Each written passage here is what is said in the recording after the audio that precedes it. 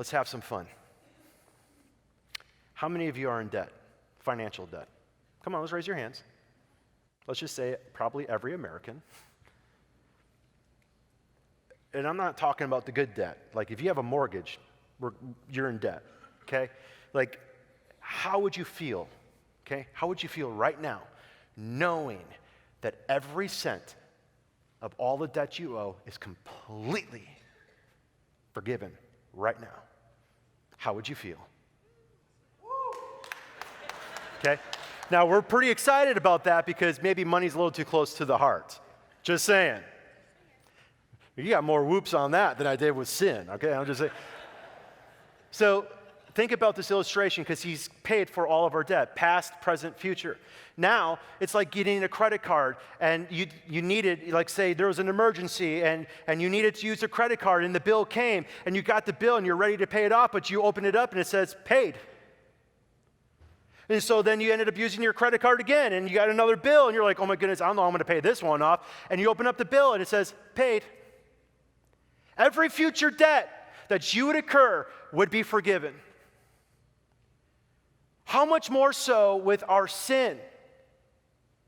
Like, stop carrying it. You can't do anything. It's gone. It's forgiven. It's nailed on the cross. But not only that, check this out. There's even another powerful illustration he says in verse 15. And he says, not only has he forgiven the whole record of debt that stood against you, it had its legal obligation on you. And not only did he forgive the debt, but he did another thing behind the scenes. Look at verse 15. He then disarmed the rulers and authorities, and he put them to open shame by triumphing over them in him. Now, we read this, and we don't get the full weight of what this meant, but since these folks in Colossae were more than likely Romans, they experienced a Roman triumphal procession. Now, I looked up some of the history, and I read some of these things, and so this is a crazy, crazy thing that would happen. It would be a 3 to 4 day ordeal. Anytime a Roman general conquered a people, there would be a triumphal procession showing how they defeated their enemy. And so here we would go. In day one, for instance, this was when one of the Roman generals took over, just conquered the Macedonians. On day one, they displayed 259 chariots through the streets of Rome, and they displayed into procession all of the statues, the pictures, and the colossal images that they've taken from Macedonia. That was day one.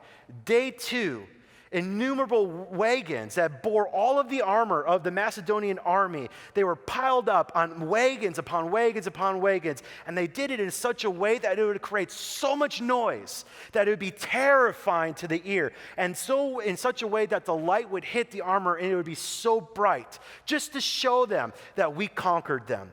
And following those wagons of the armor came another 3,000 wagons carrying all of the loot, the silver, the gold, and all the other treasures. Day three came the captives, the people that were conquered, preceded by 120 sacrificial oxen with their horns gilded and their heads adorned with ribbons and garlands. Then came the Macedonian gold. Then the captured king's chariot, crown, and armor.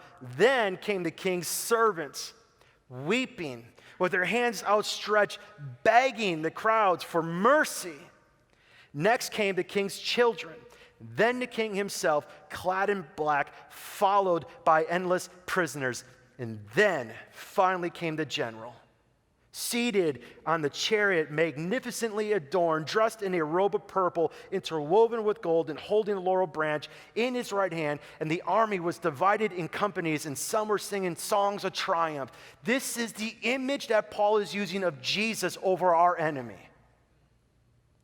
He triumphed over them in a public spectacle, embarrassing them, and they're being paraded through, begging the devil and the demons and all of the evil power and principalities that held over us are begging for mercy. And Jesus is going to come, as we know, and someday coming on that horse and saying,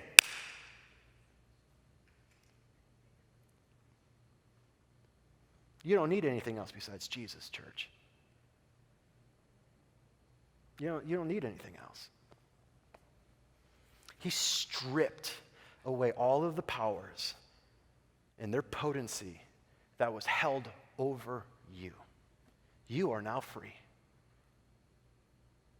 Free. Completely free.